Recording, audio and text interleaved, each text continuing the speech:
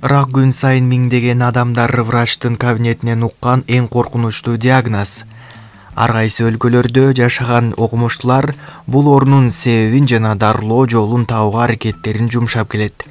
Ошого карабай бул көйгөйдү түп тамырынан чечүүнүн жолу табыла элек. Бактыга жараша аны чакырган факторлорду билүү менен пайда болуу коркунучун азайтууга болот. Демек онкологиялык ооруларды эмнелер чакырат? Тамак аш канцерогендери. Биз үчүн көнмүш болуп калган көпчүлүк азыктарда көп колдонгондо ооруну чакыруучу зат бар. Изилдөөлөр көрсөткөндөй эң көп канцероген ашыкча куурулган тамакта болот. Андыктан куурулган тамакка караганда кайнатылган, духовкага бышырылган тамактарга басым жасаган жакшы.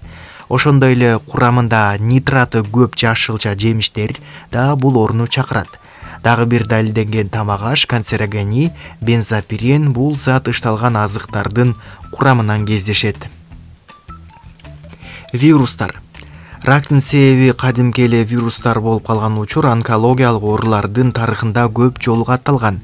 Мисалы, папилломанын вирусун жуктуруп алуу жатын моюнчасынын рагынын себепчиси болуп калышы мүмкүн. Т лимфотроптук вирусу лейкоздун курч формасын козгойт. Айрым вирустар ашказан рагын пайда кылат. Жалпылап айтканда, вирустар болжол менен рактын пайда болуусунун ар бир 10-чу учурунун себепчиси болот. Спирт ичимдиктери жана тамеки. Онкология менен тамекинин тыгыз байланышта экенин көптөгөн изилдөөлөр далилдеген. Тамеки тарткан адамдын кызыл өңгөчүндө, кекиртегинде, ооз көңдөйүндө, өпкөсүндө шишик пайда болуу коркунучу өтө жогору. Болжол менен рактан өлгөн ар бир 5-чи адамдын оорусунун себеби тамеки болот. Коркунуч тамеки тарткан адамда эле эмес, анын жанында жүрүп тамекинин түтүнү менен дем алууга аргасыз болгон адамда да ажыралат. Алкоголдук ичимдиктерди ченемсиз пайдалануу да боор жана тамак сиңирүү органдарында залалдуу шишиктин пайда болушуна жол ачат. Курчап турган чөйрөнүн терс таасири. Бир эле тамак ашта эмес, бизди курчап турган чөйрөдө да онкологиялык оорулардын келип чыгышына себепчи болгон канцерогендер бар. Алар бүгүнкү күндө өтө эле көп.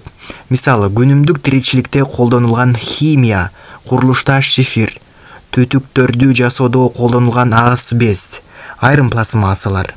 Унаалардан чыккан газда да аз эмес канцероген бар. Бүгүнкү күндө нурлануу бизди бардык жагыбыздан курчап турат.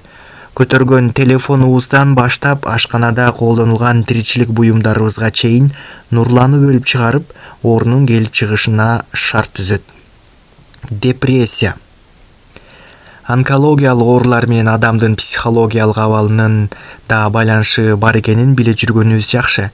Окумуштуулар адамды депрессияга болууга жеткирген стресс онкологиялык оорулардын келип чыгуусуна себеп болорун далилдешкен. Стресс шишиктин пайда болушуна түздөн түз таасир этпейт, бирок ал иммунитеттин кескин түшүп кетүүсүнө шарт түзөт. Иммунитет болсо, бул учурда шишикке каршы коргонуу жөндөмдүүлүгүн жоготот.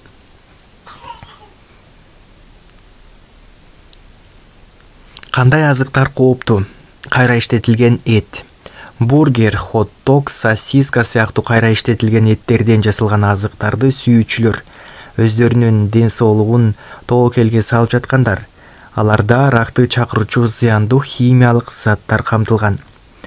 Попкорн жеңил жана ыңгайлуу болгон үчүн көпчүлүк учурда попкорндор кичи толкундуу меште жасалат. Аларда онкологиялык ооруларды козгоочу диацетил аттуу химиялык зат бар. Майонез, кетчуп. Эмульгатор, стабилизатор, консерванттар, трансмай, уксус, шекер. Онкологиялык ооруларды козгоочу бул узун тизмени дал ушул майонез менен кетчуптун курамынан табууга болот. Туз. Тузду ашыкча көп колдонуу ашказан, кызыл өңгөчтүн рагына алып барарын окумуштуулар далилдешкен. Андыктан аны күнүмдүк нормасынан ашырбай колдонуу сунуш кылынат. Чипсы. Бул азык эң зыяндуу деп эсептелинет. Көп өлчөмдөгү нитрат, даам күчөткүч, татымалдар, май жана башка зыяндуу азыктар кошулган бул азык ашыкча салмак кошо эле тим болбой, ашказан, бөйрөк, боор, ичеги рагын козгоого да жөндөмдүү. Газдалган таттуу суусундуктар. Булардын курамында жасалган шекер, боектор жана шекердин өзү бар. Газылган суусундукту жумасына 2 жолу ичкен адамда ашказан рагынын пайда болуу коркунучу бир нече эсе жогору болот. Калай диштеги томат. Помидор кычкылаздык болгондуктан аны консервация кылууга болбойт. Көпчүлүк калай диштерге А бисфенол деп аталган химиялык зат кошулат. Бул болсо ашказан жана ичеги рагын пайда кылышы мүмкүн.